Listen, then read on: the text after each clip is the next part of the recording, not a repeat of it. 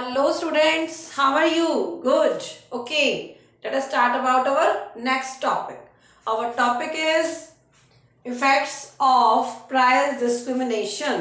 अब हम टॉपिक पढ़ रहे हैं प्राइस डिस्क्रिमिनेशन, कीमत का भेदभाव करना, अलग अलग लोगों से एक ही चीज की अलग अलग प्राइस लेना। क्या होता है? Price discrimination. ठीक है, एक ही चीज के जब अलग अलग प्राइस चार्ज किए जाते हैं अलग अलग लोगों से, तो क्या होता है? Price discrimination. क्लियर? अब हम चलते हैं कि क्या अब इसके इफेक्ट कैसे पड़ते हैं अपनी इकोनॉमी के ऊपर। First is beneficial for the poor. अब प्राइस डिस्क्रिमिनेशन क्या होता है कि आपने पुअर से उसी चीज के, जो पुअर पीपल हैं उससे उसी चीज के प्राइसेस लिए कम, और जो रिच पीपल है उससे उसी चीज के प्राइस लिए ज्यादा। तो क्या होगा? बेनिफिशियल ऑफ द पुअर हो जाएगा, गरीब लोगों को उससे फायदा हो जाएगा, उसे सस्ती चीज मिल जाएगी, वही चीज के प्राइसेस उसको कम मिल जाएंगे। Clear? Second is public utility service. अब इसमें क्या है, देखो, अगर वो मोनोपोली सारी ही चीजें सस्ते में बेच दे तो क्या उसको फायदा होगा? आप बिजनेस करते हो, किस लिए करते हो? प्रॉफिट के लिए। अगर आपको प्रॉफिट ही ना हो तो क्या बिजनेस करोगे? नहीं करेंगे हम। लेकिन यहां पर क्या है कि पब्लिक सर्विस भी हो जाती है, उनकी यूटिलिटी भी हो जाती है।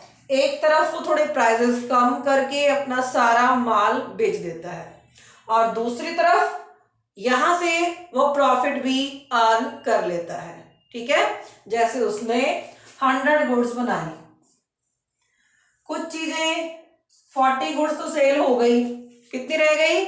60। अब 60 सेल नहीं हो रही है, क्या करेगा वो? 60 इस मार्केट में लाके सेल कर देगा, तो क्या हो जाएगा? उसका सारा माल बिक जाएगा और उसको प्रॉफिट भी हो जाएगा। ठीक है, तो ये क्या होता है? बेनिफिशियल हो जाता है। किसके लिए? सबकी, हमारी सोसाइटी के लिए। Third is full utilization of resources. उसके पास जितने रिसोर्सेज थे उसने उसका पूरा यूज करके कितनी चीजें बनाई? 100। अब 100 यहां तो बिक नहीं रही थी, कितनी बिक रही थी? यहां सिर्फ 40। अब वो सोच रहा है कि मैं अपना सारा माल बेच दूं, तो कैसे बेचना पड़ेगा उसको? उसी चीज को दूसरे मार्केट में ले जाएगा और वहां क्या रेट लेगा? कम रेट लेगा, तभी उसकी चीजें सेल होंगी। ठीक है, इसका मतलब क्या हुआ?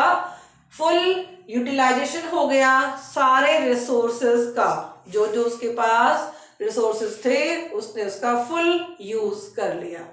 क्लियर? अब हम देखेंगे कि इसके कुछ हार्मफुल इफेक्ट भी होते हैं। अगर आप बिजनेस कर रहे हो, मोनोपोली हो, तो इसके क्या होंगे? कुछ harmful effect. First is no proper use of factor of production. कई मोनोपोली ऐसे भी होंगे जो पूरा यूज नहीं करेंगे फैक्टर ऑफ प्रोडक्शन का। कैसे? अगर उसका माल मार्केट बी में सेल हो जाता है तो वो प्राइसेस कम भी नहीं करेगा और ना वो ज्यादा चीजें बनाएगा। देखो, यहां उसको कम रेट करने पड़ते हैं, यहां वो ज्यादा रेट में अपनी चीजें बेच सकता है, तो जरूरी है ज्यादा चीजें बनाएगा, क्योंकि ज्यादा चीजें बनाने का क्या होता है? उतना ही बड़ा लैंड लेनी पड़ती है, उतनी मशीनें लगानी पड़ती हैं, उतना ज्यादा लेबर लेना पड़ता है। ठीक है, तो धीरे धीरे उसकी कॉस्ट क्या होती है? ज्यादा होने लगती है, हेडेक भी ज्यादा होने लगता है। तो वो जरूरी है इतना हेडेक लेगा? वो प्रोडक्शन ही कम कर देगा। वो क्या करेगा? सिर्फ इस रिच लोगों के लिए अपना माल बनाएगा, तो प्रोडक्शन क्या हो जाएगा उसका? No proper use of factor of production. Clear? अब क्या हो जाएगा? सेकेंड, यहां भी लगभग सेम ही है कि लेस प्रोडक्शन। जब वो इनके लिए माल बनाएगा ही नहीं तो क्या प्रोडक्शन 100 का होगा? नो। किसके कितने का प्रोडक्शन होगा? सिर्फ वो 40 चीजों का प्रोडक्शन करेगा और अपना यहाँ से प्रॉफिट अर्न कर लेगा। यहाँ उसको प्रोडक्शन करने की जरूरत ही नहीं है। क्यों नहीं है? क्योंकि यहाँ उसको ज्यादा प्रॉफिट मिल ही नहीं रहा। ठीक है, तो इनका वो प्रोडक्शन ना करके क्या हो जाएगा, प्रोडक्शन आपका लेस हो जाएगा। जो मोनोपोली है वो उसका मेन मोटिव क्या होता है, प्रॉफिट अर्न करना। ठीक है, तो वो उन चीजों के लिए, उन लोगों के लिए चीजें नहीं बनाएगा जहां से उसको प्रॉफिट गेन नहीं होता है।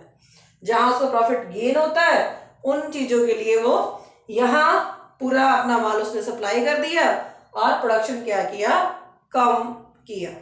ठीक है, तो आप क्या किया करो, अपने आप को मोनोपोली मान लिया करो कि हम एक कंपनी चला रहे हैं। तो हम कैसे डील करेंगे, हमारा मेन मोटिव क्या होगा, प्रोडक्शन होए या ना हो प्रॉफिट अर्न करना हमारा मेन मोटिव होगा।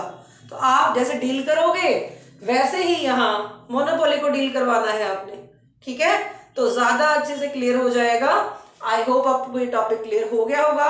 Okay students, have a nice day.